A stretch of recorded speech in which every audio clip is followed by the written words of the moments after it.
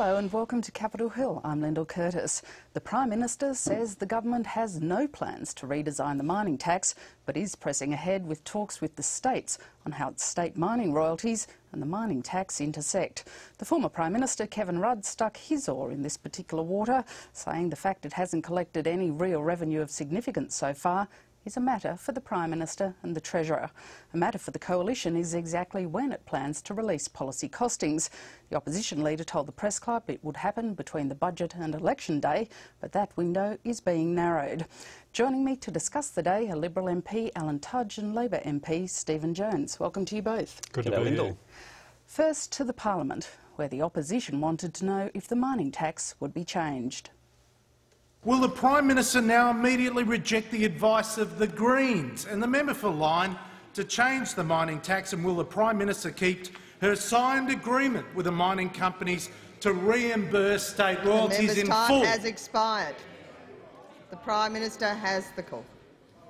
Thank you very much, Speaker. And to the member's question.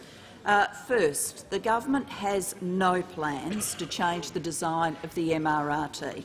Second, there is an ongoing process which is well known, and the Shadow Treasurer, if he had chosen to inform himself about it, would have known it for some time now, which is that we referred to the GST distribution review, issues associated with the interaction of state royalties and the MRRT.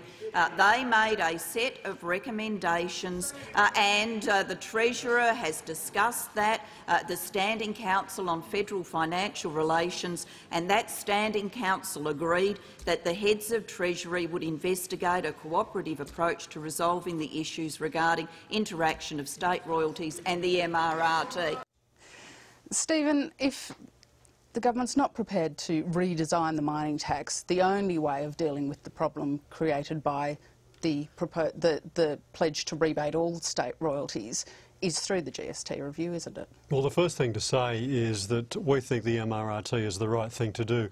When mining companies are making super profits, they pay additional taxes. But when they're not making those super profits, they don't pay those additional taxes. Isn't the issue the redesign of the tax that was done after the Prime Minister took on the leadership? There is an issue, I believe there is an issue, where the existing arrangements with state government royalties effectively mean that there is a blank cheque to state governments to increase their royalties without any political pain because the Commonwealth picks up the tab for it. That's not sustainable. I think there does need to be a review of those arrangements, but the MRRT must stay because it's the MRRT that's giving Australians a fair return on the minerals that belong to them.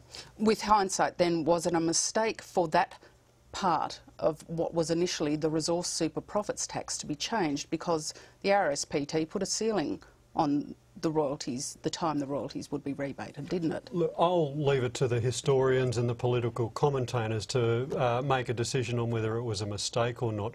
The future is what my concern is, and I think there needs to be a bit of a look at that part of the arrangement because I don't think it's sustainable into the future. Alan, the Coalition warned when both versions of the mining tax were proposed that they would damage the mining industry irreparably.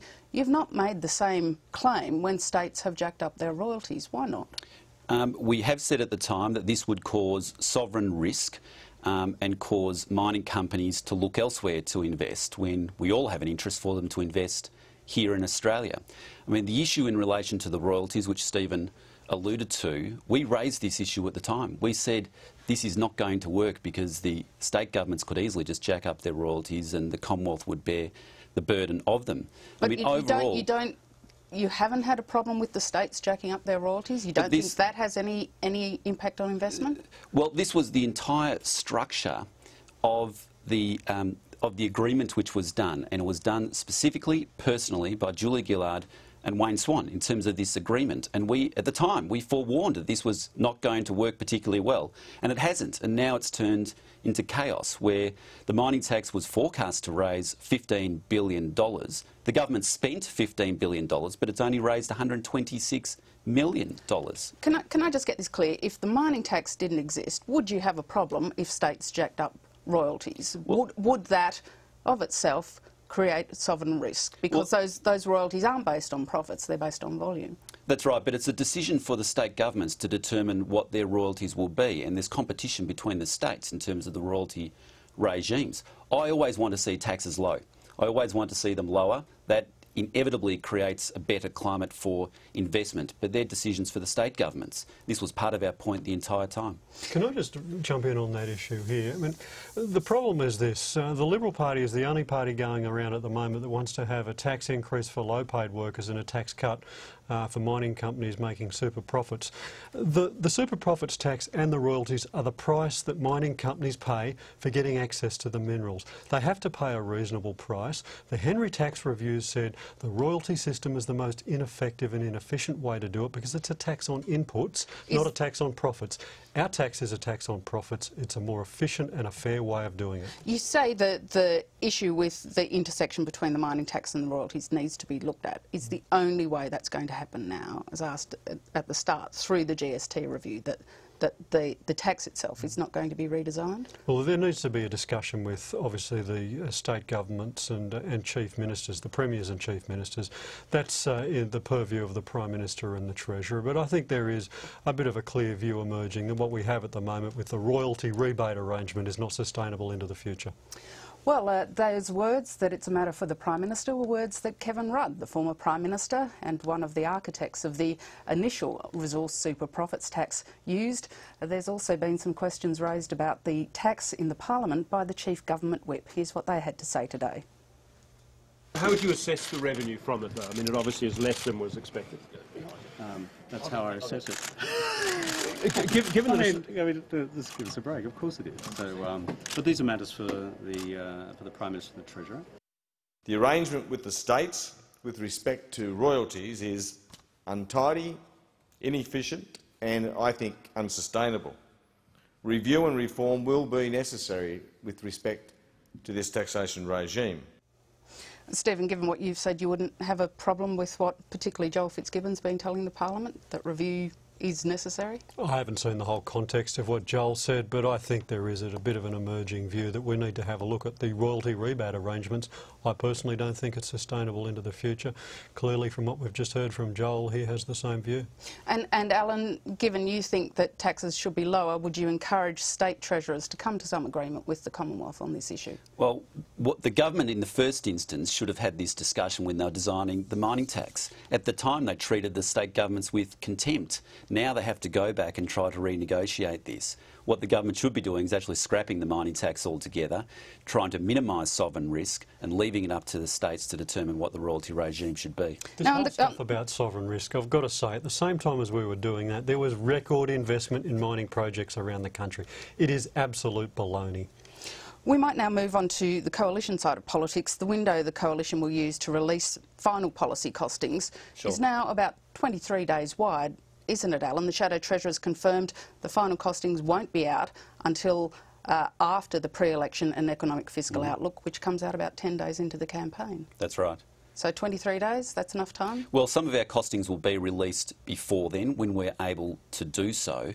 But bear in mind that the last two elections, the Labor Party has released their costings on the Friday afternoon before the election. That's when they've released theirs. Now, we will release ours when we have the full costs that we're working from at our disposal. And at the moment, the government figures are moving almost daily. So we can't determine what the base is that we're working from. For example, Stephen, I'm sure, won't be able to tell us what the budget deficit will be for this year, let alone what the outlook will be at the beginning of the election campaign. So costings that come with individual policies, so you release a policy, so it will cost this much, may be released beforehand, but how you make the numbers add up to the figure you want to get to at the end will wait for those 23 days. Well, that's right, and that obviously determines our policy mix as well, because we need to understand exactly what the financial position is of the government to then determine how much money we are able to spend and how much money needs to be saved. Is it enough time for voters to get across that sort of detail? Well, if we had more information now from the government, we've asked for them to do another